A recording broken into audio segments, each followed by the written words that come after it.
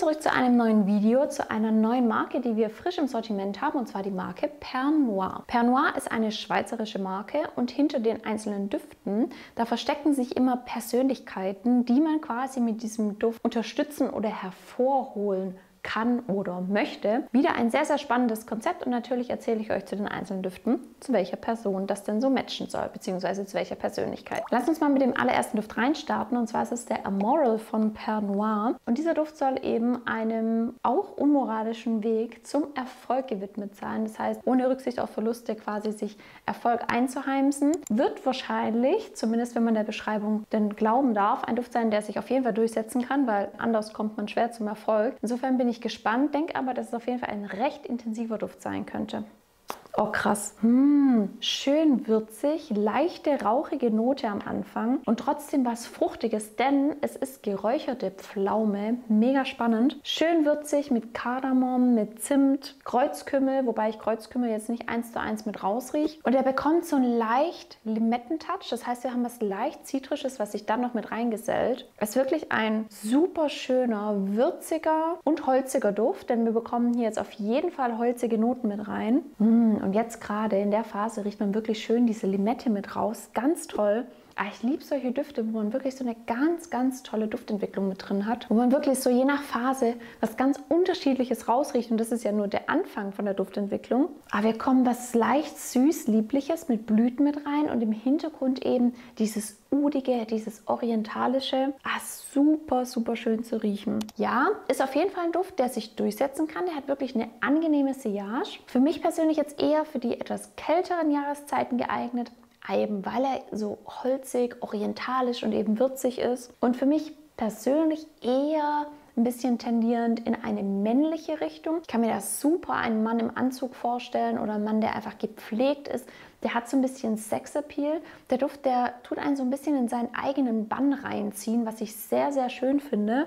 Das ist toll. Ja, aber schon auf jeden Fall einen maskulinen Touch würde ich auf jeden Fall definitiv gerne an einem Mann riechen. Kann ich mir super vorstellen zum Ausgehen, in der Freizeit, eben im Alltag, jetzt so im Büro. Ja, da setzt man auf jeden Fall ein Statement damit. Aber wie gesagt, eher so ein bisschen für die kälteren Jahreszeiten geeignet. Der nächste Duft, Mansa, ist einem Herrscher aus Afrika aus dem 13. Jahrhundert gewidmet, der sogleich sehr wohlhabend war, aber wohl auch für seine Großzügigkeit bekannt war. Insofern bin ich mal total gespannt, was dieser Duft ausmacht, beziehungsweise was dieser Duft so erzählt an Geschichte. Auf jeden Fall nicht ganz so dunkel wie der erste Duft, den wir gerochen haben. Obwohl wir hier auch dunkle Früchte mit drin haben, mit einer Brombeere. Und ich finde tatsächlich, dass sie super schön rauskommen. Das heißt, wir haben auf jeden Fall was Fruchtiges. Und aber auch hier im ersten Riechen schon was schön würzig, holzig hinterlegtes. Das ist ganz, ganz fein zu riechen. Wirklich ganz toll. Wir bekommen Rose mit rein. Das heißt, wir bekommen was Blumiges mit rein, was dem Duft natürlich auch Körper gibt. Aber auch Cassis, schwarze Johannisbeere, das heißt, wir haben was fruchtig, ganz leicht Saures mit drin. Ist eine tolle Kombination mit der Brombeere und dann die Würzigkeit aus Safran. Also es ist wirklich eine ganz tolle Kombination und auch hier finde ich die Duftentwicklung wahnsinnig spannend. Das ist kein Duft, den man aufträgt und dann riecht er halt, wie er riecht, sondern da ist wirklich Bewegung mit drin und wirklich Entwicklung.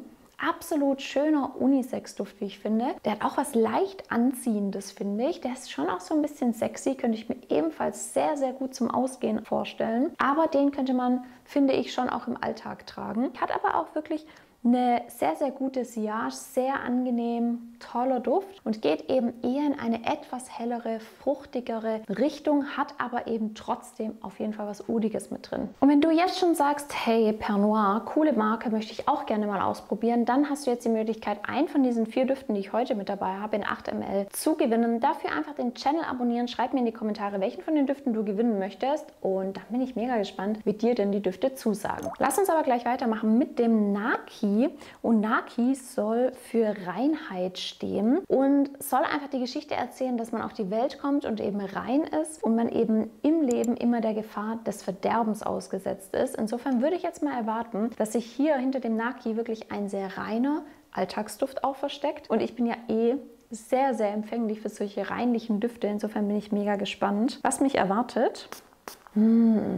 Schön fruchtig, Schon im ersten Riechen auf jeden Fall sehr saubere Noten. Aldehyde, Pfirsich in Kombination mit Passionsfrucht gibt was schön fruchtig, was schön leicht saures, leicht süßes und saftiges mit rein, aber so ein bisschen balsamisch, so ein bisschen rund, dann auch mit Mandelblüte. Und was ich ganz toll finde ist, wir haben hier Feigenblatt mit drin. Natürlich gibt es für mich so einen ganz, ganz leicht grünen, ein bisschen herben, ganz leicht bitteren Touch mit rein. Ich finde ja Feigenblatt in Düften wahnsinnig schön. Das erfrischt nochmal so ein bisschen. Das gibt eben nochmal ja, so einen schönen Kontrast in diesen sonst so weißen Duft. Also er ist so ein bisschen weiß, hellgrün, hellblau. Das sind so die Farben, die mir in den Kopf kommen. Super schön zu riechen. Auf jeden Fall ein Alltagsduft. Auf jeden Fall auch von der Sillage her. Also da ist schon auch was da im ersten Riechen, aber natürlich nicht ganz so stark wie die beiden ersten Düfte, die wir gerochen haben. Dadurch, dass er eben so sauber ist, für mich jetzt ein Duft, den man auch in jeder Jahreszeit tragen kann. Also immer dann, wenn du dich einfach gut fühlen möchtest, wenn du dich frisch fühlen möchtest, dann ist auf jeden Fall der Naki definitiv der richtige Duft für dich. Der Duft ist eben durch das Feigenblatt so ein bisschen herb. Er bekommt auch ein bisschen eine leicht holzige Note auf jeden Fall mit rein. Mit einer ganz, ganz, ganz dezenten Süße. Aber wir haben hier immerhin Vanille mit drin. Wir haben eben hier auch Moschus nochmal mit drin. Das ist eine tolle Kombination. Der ist so ein bisschen cremig, aber trotzdem herb. Guter Kontrast, angenehm zu riechen, sehr, sehr frisch. Im Gegensatz auch zu den beiden, die wir davor gerochen haben. Ja, Naki könnte ein Favorite von mir werden. Und zu guter Letzt habe ich noch Karma mit dabei und Karma steht für Verlangen oder Vergnügen und sagt eben, man soll im Leben auch eben dem Verlangen mal nachgeben und das Leben in vollen Zügen genießen. Okay, da muss irgendwas ein bisschen Dunkles bestimmt sein, ein bisschen was sexy ist. Ich bin gespannt, dadurch, dass die anderen Düfte schon so raffiniert komponiert waren, kann ich auch, glaube ich, gespannt sein. Sehr fruchtig, die Brombeeren ersten Riechen auf jeden Fall wahrnehmbar. Wir haben was ganz leicht Rauchiges und trotzdem ist der Duft jetzt nicht so dunkel, rauchig in your face. Ja, er ist dunkel, also er geht in eine dunkle Richtung, hat aber irgendwie was sehr Klares, Helles, fast schon Sauberes im Gegensatz mit drin und was leicht Süßes. Die Brombeere ist wirklich ganz klar, die ist nicht zu quietschig, die ist nicht zu süß, nicht zu fruchtig und dann eben was leicht rauchiges, süßes und dann kommt Leder und Zypriol mit rein, was dem Ganzen so ein bisschen was Verruchtes, Verführerisches auf jeden Fall gibt. Für mich definitiv ein Unisex-Duft, also hier habe ich trotz allem, dass Leder mit drin ist, überhaupt gar keine Präferenz. Ich finde, der Duft ist sehr, sehr gut auch von Frauen zu tragen, aber eben auch von Männern. Oh, das hat was. Das ist wirklich ein sehr, sehr, sehr interessanter Duft. Ledrig, süß, leicht fruchtig, aber nicht zu dunkel, sondern hat so einen hellen Charakter. Sehr cool. So ein bisschen frisch, so ein bisschen clean, im Gegensatz zu diesem ledrig, rauchig, leicht süß-fruchtigem. Das ist cool. Und ich könnte mir tatsächlich vorstellen, dass das auch ein Duft ist, der gut im Alltag funktionieren kann. Ich dachte ja mit der Erläuterung zu dem Duft, dass es definitiv ein Duft sein muss, den man nur abends tragen kann. Ich finde aber, durch dieses Cleane kann man den Duft definitiv auch im Alltag tragen. Sehr, sehr cool und hat auch eine ordentliche Performance. Ich finde die Düfte von Perle Noire wirklich sehr, sehr spannend. Die haben eine tolle Duftentwicklung. Da ist es richtig schön, dran zu bleiben und die Entwicklung auch immer mal wieder zu riechen. Wenn du jetzt sagst, finde ich auch, dann mach beim Gewinnspiel mit oder geh auf parfumology.com und sichere dir eben dort den Duft. Geht natürlich auch ganz easy und im nächsten Video habe ich wieder eine neue Marke mit dabei. Insofern freue ich mich, wenn du auch wieder mit dabei bist. Bis dahin alles Liebe. Ciao, ciao.